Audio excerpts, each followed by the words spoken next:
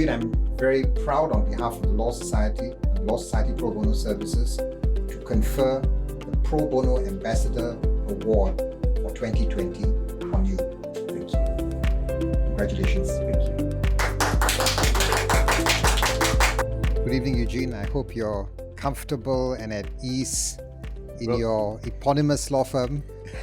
As at ease as I can be with you around. But it's good to see you. Thank you for coming, Greg. Privilege is all mine. Yeah, and it's always nice to have a gathering physically. Yes, it's rare these days. And in fact, just this morning, I ran into somebody in court and he mentioned to me that we seldom get to see anybody anymore. And it's always nice to see a friendly, familiar face. And it's nice to see an unmasked Marvel. I don't know about the Marvel part. And we marvel because we marvel at how you can devote so much time and commitment to pro bono. So maybe you can share a little bit with us. Well, I guess throughout my practice, I've always been passionate about access to justice.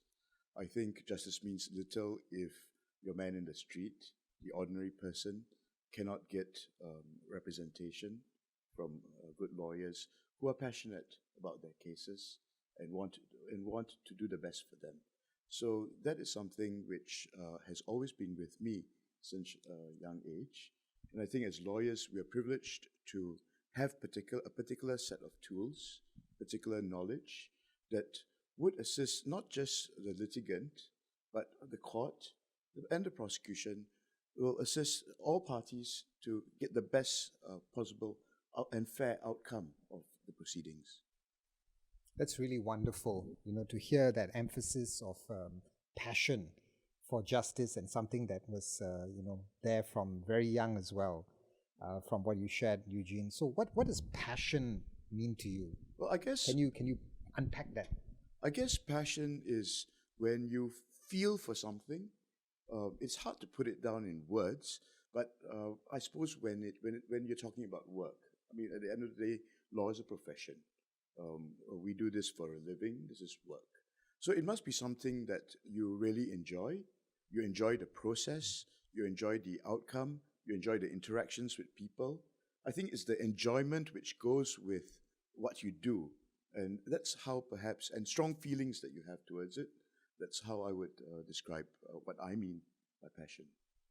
Thank you for that. It's almost a kind of elusive, intangible quality, and in the context of pro bono, we often speak about compassion, right? Because compassion is with passion. So, just focusing on your passion for pro bono, what do you find most satisfying about pro bono? I guess what is most satisfying is that, well, there's several things. First, you get to meet a lot of people, a wide variety of people, and interact with them. I value the interactions, even though it's sometimes in a difficult situation. Client has got problems. Because I do a lot of my pro bono work is in the criminal field. Yes. So I often see clients in remand. They're in prison, being remanded pending the trial. So I mean, even under those circumstances, you can see that for some, they have not lost hope. They still want to know how they can get past this predicament that they are in, get a fair and just and good outcome for what they have done wrong, and become better people. And when you play, even if it's a small part that we do play, even though you play a part in that process for that person, I think it impacts on that person's life, and not just that person's life, but your own life as well. So it's that process which I think a lot of us lawyers are passionate about, and compassionate to the predicament that some people, well, either through their fault or otherwise end up in. Thank you, Eugene. I think that's very heartwarming, and it's also very profound, especially your point about the life-changing nature of the encounter.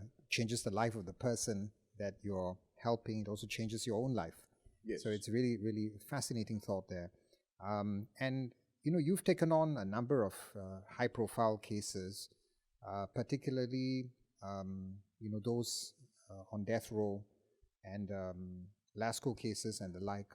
And I'm sure some of these causes were not very easy for you. Yet you've defended, some of those fundamental liberties and so on, which is very much, I think, what your firm and yourself stand for, to the best of your ability. So I'm sure that as you took on these tough cases, you might have at times wondered what you were doing in that moment, especially when the questions might have come in fast and furious from the bench. Were there moments when you felt a tinge of self-doubt or perhaps even fear? And if you did, could you share with us how you overcame it? I suppose sometimes because we generally don't believe in picking our cases, we will take on whatever.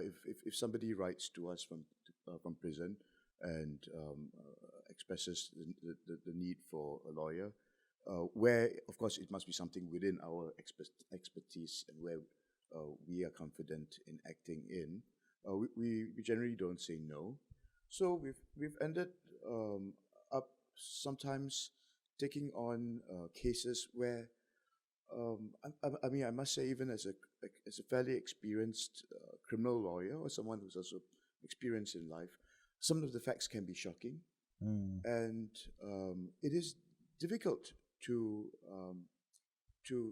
come to court to know that this is the person you're defending, because the facts can be quite atrocious. I mean, I remember one in particular where we acted for a couple who unfortunately did certain things which ended up in the death of a four-year-old who was their son.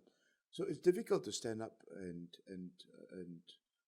defend such a person, but you come to a stage where you realize that for the whole process to work, for there to be a fair outcome, I mean, regardless of what he has done, he deserves a fair process, a process which is available to everybody under the law, and you are there to put forward his case in a cogent manner such that the judge and the prosecution understand the full facts and then can come to a just decision, whatever it may be. So that's one kind of case. And of course, other cases where you feel that particularly sometimes if you deal with drug cases, sometimes you feel, because there's always a debate on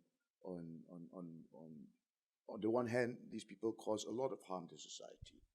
But on the other hand, I mean, some of these people are merely doing the bidding of others, and it's others who are making the big profit. But yet the drug mules and so on. Yes, and yet they face the death penalty. And sometimes if you lose a case like that, it is difficult. You start to second guess yourself. You perhaps think, maybe if I took another approach, maybe I shouldn't have done certain things in this way. Maybe the outcome would have been different. So that's something which, I mean, I think troubles most lawyers. If you care about the case, there'll always be that doubt at the end if the decision doesn't go your way. Could you have done something else? And it can affect you. But, I mean, you just have to learn to move on to the next case. Thank you for being so, honest and authentic about that set of emotions as well, because I think for many who do not practice criminal law, let alone practice in that sphere of capital cases, I think many times, they wonder what it's like, for a lawyer like yourself, who has been doing that. Because, I can imagine how tough it must be, to, for instance, wonder, as you said, whether or not you could have done something differently, you should have done something differently, and the consequences are somebody is going to be facing a death sentence.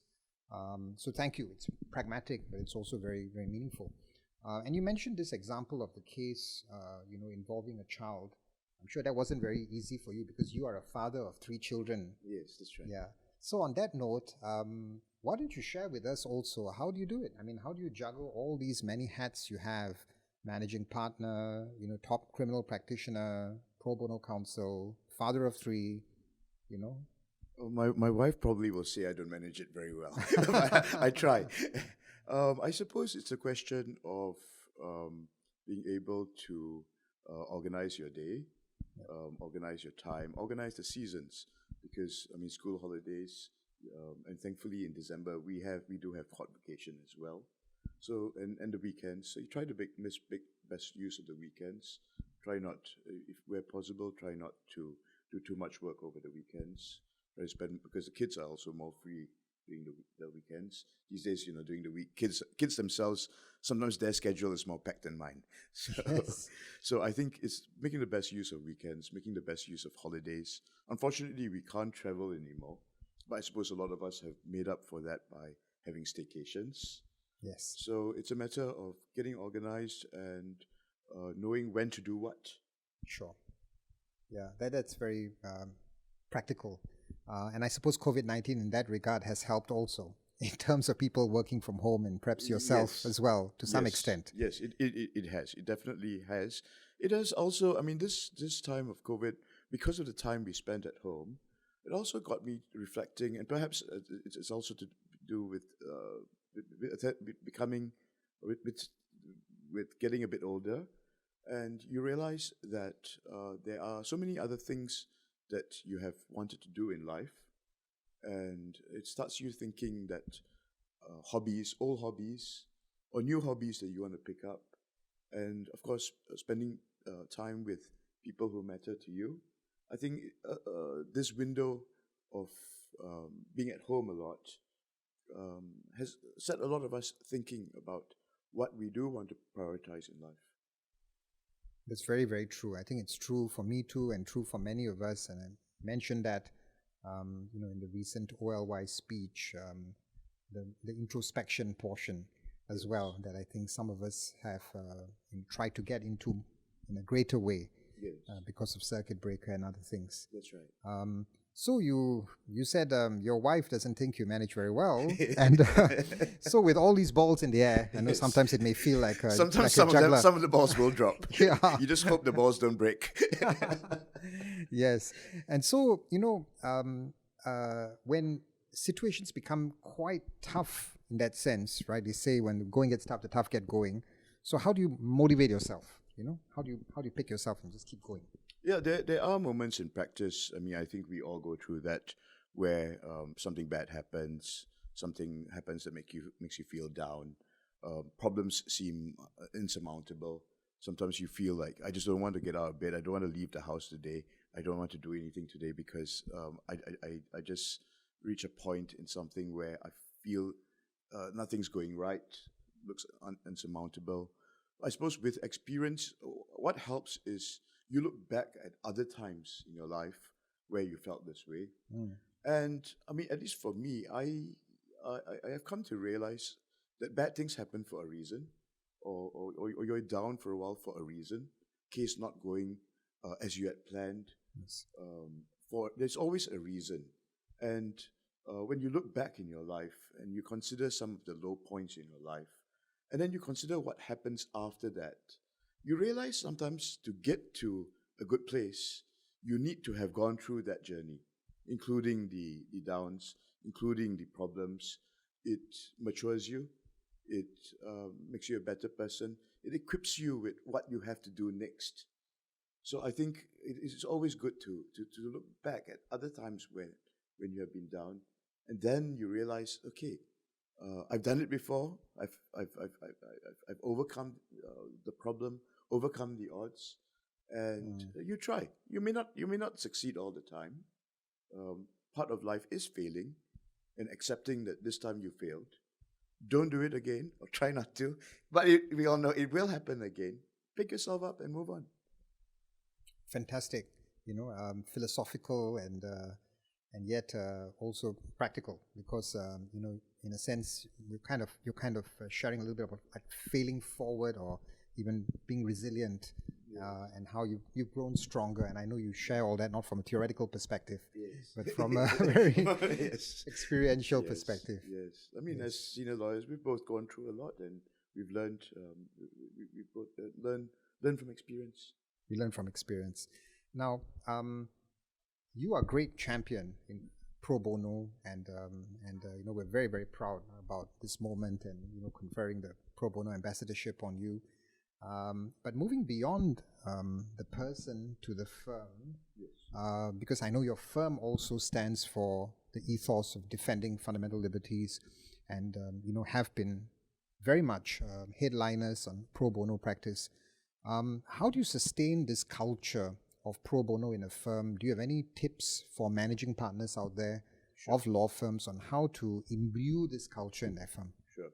I suppose an analogy to bring up at this point would be it's chicken and egg, in the sense that which came first, the lawyers that want to do pro bono work in this firm, or is it the firm culture that makes them want to do? I think inevitably, if the senior lawyers or the other lawyers in the firm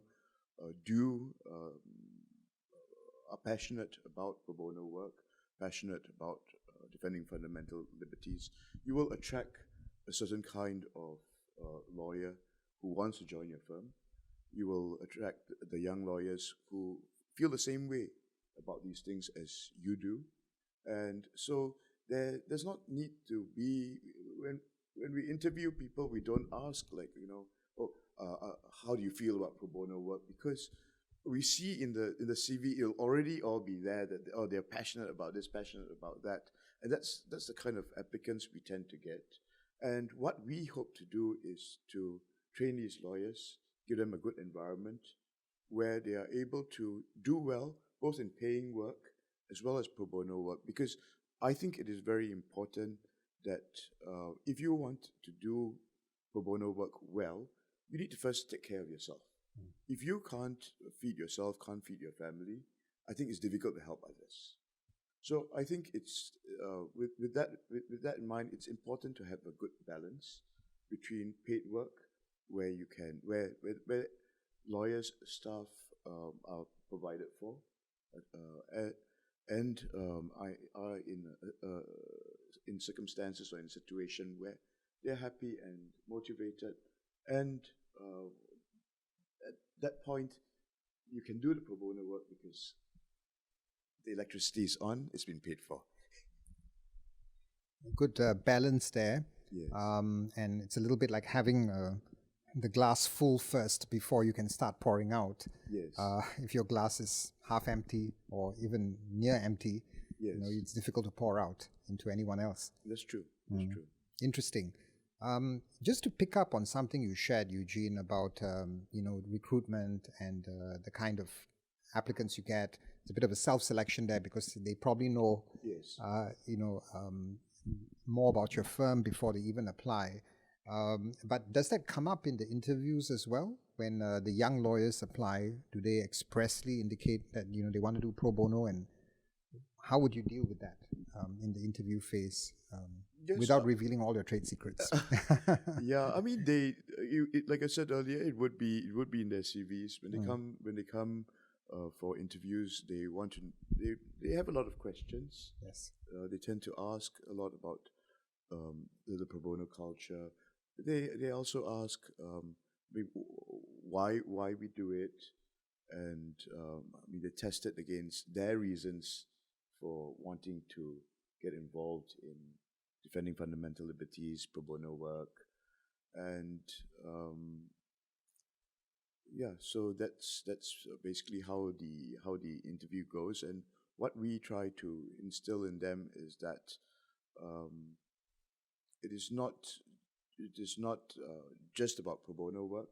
It is also about building a practice for yourself, and that's where we come in to help you, train you as a lawyer, to build you up, for you to be able to recognize what cases to take on, how to go about these cases, and how to build a paid practice, as well as having the time to contribute back to society. Right.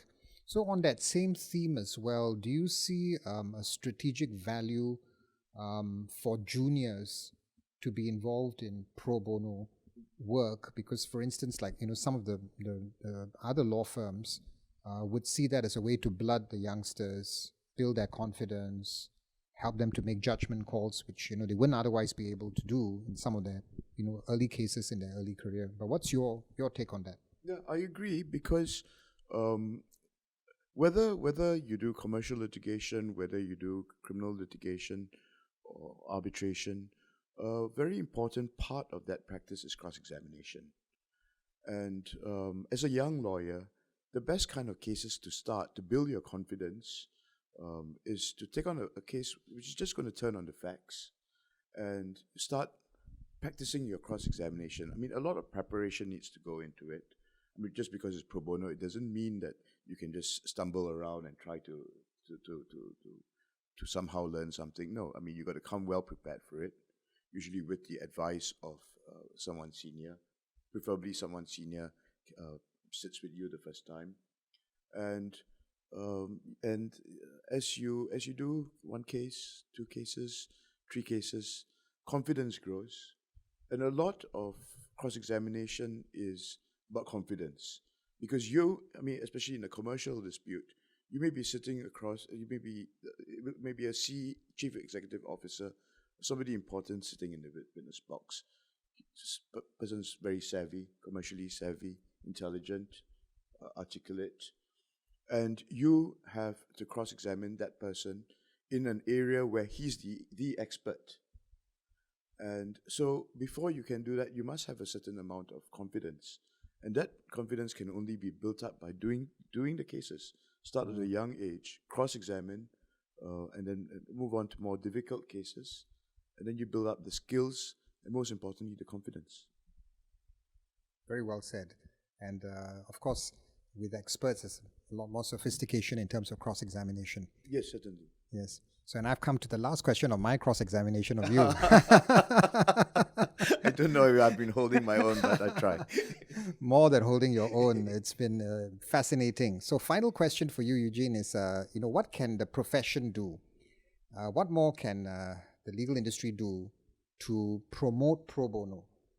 If you were to turn the clock back on your own journey as a pro bono lawyer, what would have helped, from the point of view of, stimulating that journey? Sure. I mean, I think there's only so much that organizations or institutions can do. Ultimately, it must come from the lawyers themselves. The lawyers must have the passion, they must have the compassion, as you have put it earlier. They must have the dedication. They must want to do it. If lawyers don't feel for society, if they don't want to do it, I mean, there's nothing institutions can do. Mm-hmm. So I think the start would be lawyers must want to do this, and I think a lot of us do, and I think it's very heartening to see that. Mm-hmm. And there are already many schemes in place. The Law Society has got a legal assistance scheme, the criminal legal aid scheme. The courts have got, and the classes, of course, supported by the government. The courts have got the LASCO scheme for capital offences. So the institutions have put in place a framework which makes it easy for lawyers to tap into and to get the cases and be supported by them. Perhaps one thing we may want to look at is emotional support for lawyers. Mm. Sometimes we think in terms of really the hardware, providing the systems, providing the channels, but especially for young lawyers, I mean, if you certain types of cases have an effect on people, and it'd be good to have some guidance, some mentorship, and also some resources which lawyers can lean on for the emotional side of things.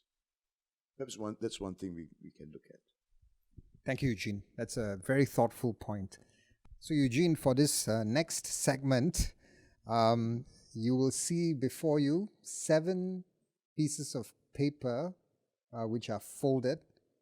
So you can't see what's on the inside, but if you can select one at a time, 3 pieces of paper, but we'll do it one at a time. As you open it, there will be a keyword there, and when you read that keyword, share with us what comes to your mind, and and anything that you want to say on it.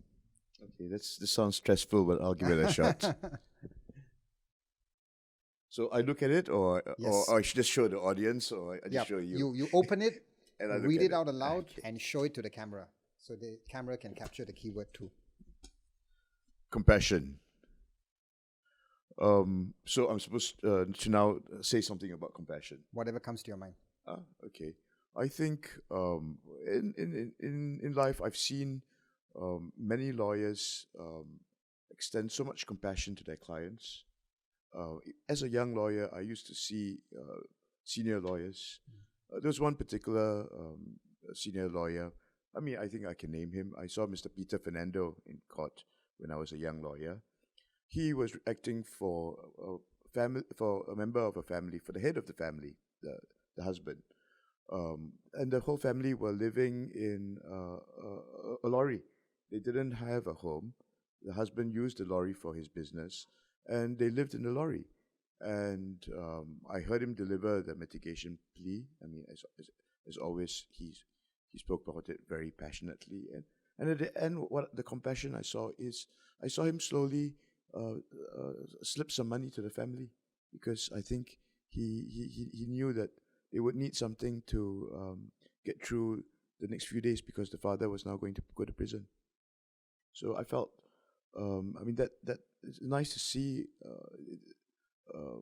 a senior lawyer leading by example, something that you can learn from, and learn to show compassion to people who may not have had the same luck, may not have had the same opportunities that some of us may have, and just be there for them. It's a powerful story. As they say, love indeed is love indeed. And, I think it's incredible that as a young lawyer, you saw that example. So that's the first word that you've picked up, Eugene. Do you want to now pick up the second word?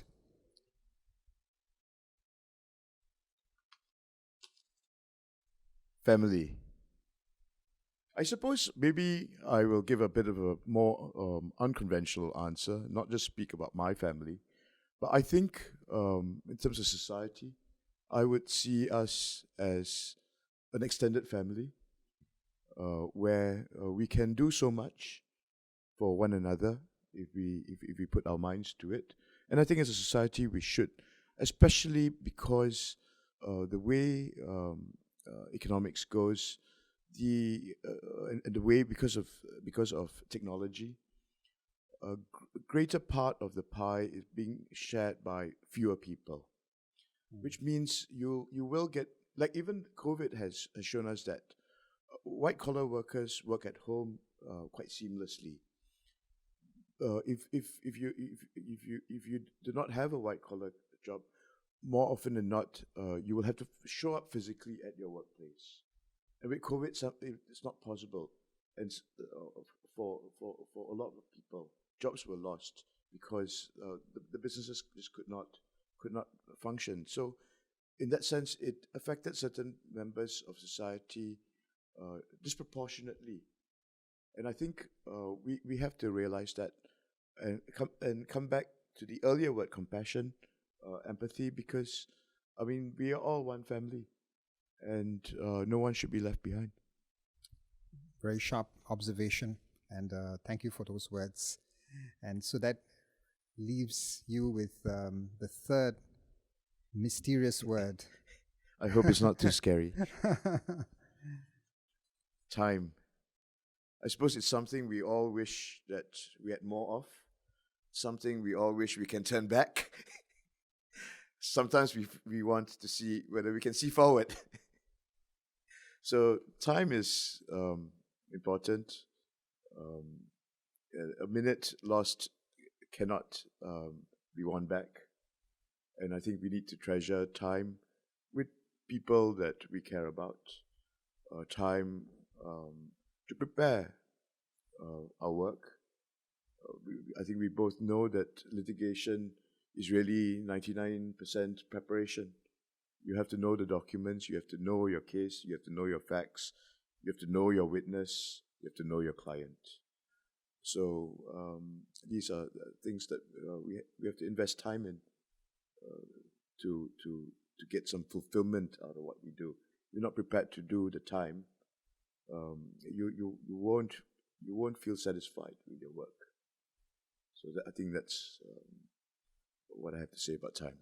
Absolutely. And I think it was Edison who said that, it's 99% perspiration and 1% inspiration. Yes. So you've been able to unpack so many facets of time, and it remains for me to thank you for your time this evening. Greg, thank you for your time. And we thank you for investing so much time in pro bono, in being a champion of pro bono. Richly deserved honor for you, and we hope that you will continue to inspire by example, by word, by deed, the generations that will come, that will look upon you as the role model in the same way that you looked upon others as a role model in your younger days. That's very kind of you, Greg. And it is correct. We all have, just as we learned from role models that we had, I think when we come to a certain point of time, we have to be cognizant of the fact that other people are going to look at what we do, and we've got to do the right thing. Thank you, Eugene. And on behalf of the Law Society Pro Bono Services, thank you for agreeing to do this interview, and congratulations once again on being appointed. Thank you very much, Greg. Thank you. Welcome.